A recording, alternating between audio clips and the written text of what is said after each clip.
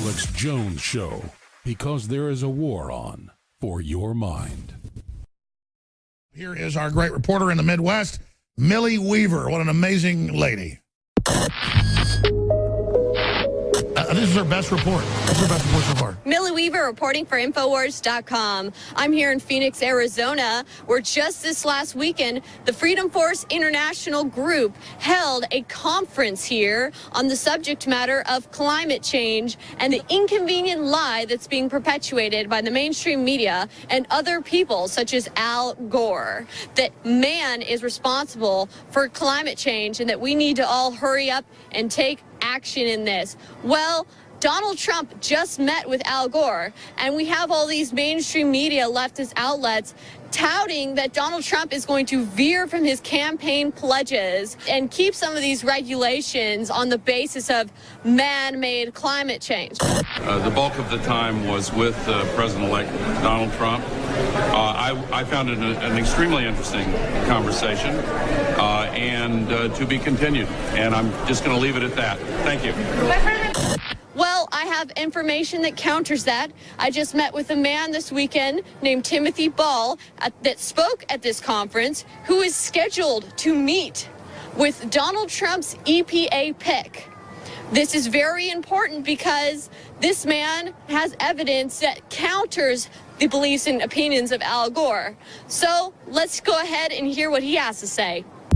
You're scheduled to meet with Trump's advisors soon, isn't that correct? Yeah, well, one of the things that about 25 years ago, I appeared before Congress on the climate issue, and I was also invited to speak at a place called the Competitive Enterprise Institute. I met a Myron Ebell, and then at the Heartland or climate conferences around, I met him several times. Since about a month before the election date, he was notified by the Trump people that he was going to be put in charge of deregulating EPA. So was invited to go and meet with Myron in Washington on the 12th of December, and we'll lay out the issues. He knows a lot of it, but one of the things I think I can contribute is providing him with ways of explaining to the politicians and to the public the complexities. When you burn ethanol, which of course is plant produced,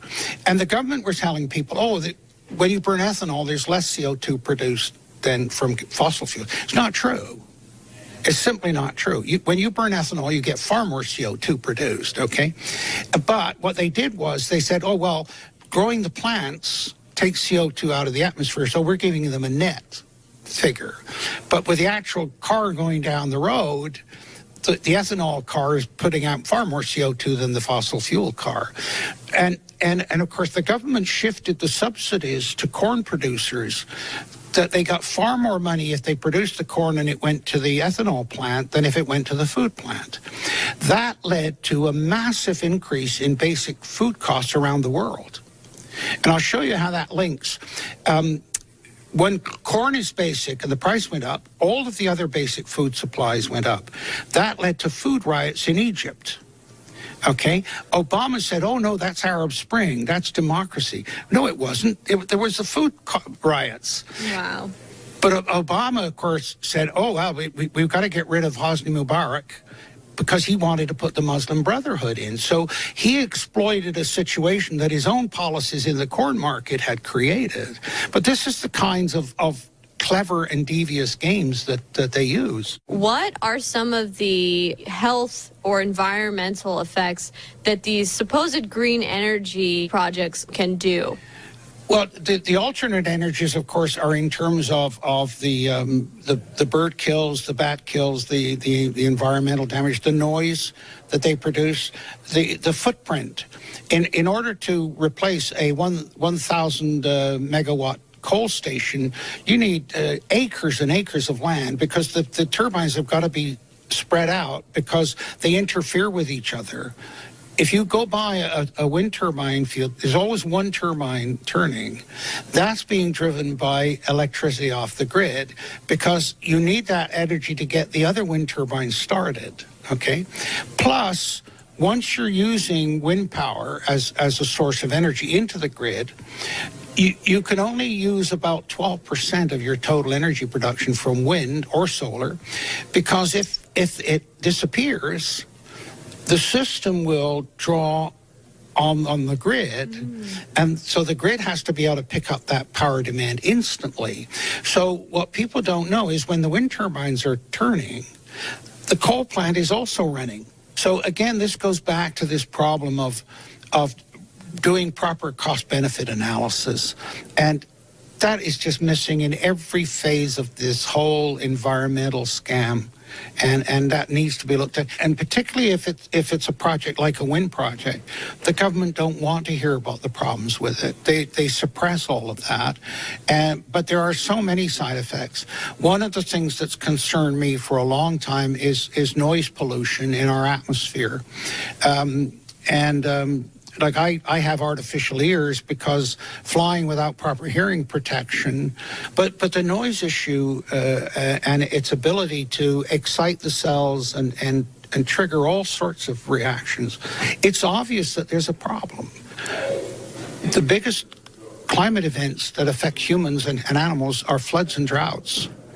And droughts in particular, and in the U.S. here, virtually no research done on that, and yet those are huge issues. And water resources, the quality of water. I mean, you saw the Flint, Michigan situation. That's criminal in today's world. But the water issue, it to me is another one that simply has not received attention because of the focus on the global warming issue. Are you going to advise for him to kind of defund some of these different green energy projects? You withdraw the funding, the whole thing dies. If there was anything in it, and there was some money to be made in it, then private industry would step in and fill that need right away. But the fact they haven't proves that there is nothing. Trump is not going to ignore regulations. I mean, he's actually said it. He said, we can't get rid of the EPA completely. We do need to look after our planet. We do need to deal with pollution and so on. But there are so many other issues that are complete non-issues that if we took that money and spend it where it's needed, we could be far more effective. And of course, that's the whole idea about a business person is how do I spend my dollars most effectively? And so that's what I'm hoping to be able to do is say, look, you don't need to spend money here. CO2 is not a problem. And therefore, the money you're spending there, which is about $70 billion a year, can go to some other, for example, clean water supply in every city in America, in every community in America. And this is the problem, that real issues have been pushed aside by these phony issues. I mean, they talk about fake news. This is fake science, but for a political agenda. The concerns that these media outlets are perpetuating that Donald is going to veer from his campaign pledges are simply inaccurate, and it's just to try and make Donald look bad in any way possible. Just more fake news from the mainstream media. This is Millie Weaver signing off for Infowars.com.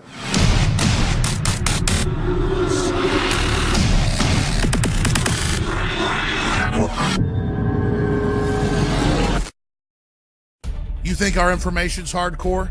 You think our focus is brutal? Try our nutraceuticals. Try our supplements. We've taken Brain Force and made it Brain Force Plus. Now with 20% more in the bottle and an even more hardcore formula. You owe it to yourself to get these products. They really have worked for myself, my family. They have 5-star reviews by the thousands. Secure your Brain Force Plus today at InfoWarsLife.com. Now 20% stronger. Again, InfoWarsLife.com.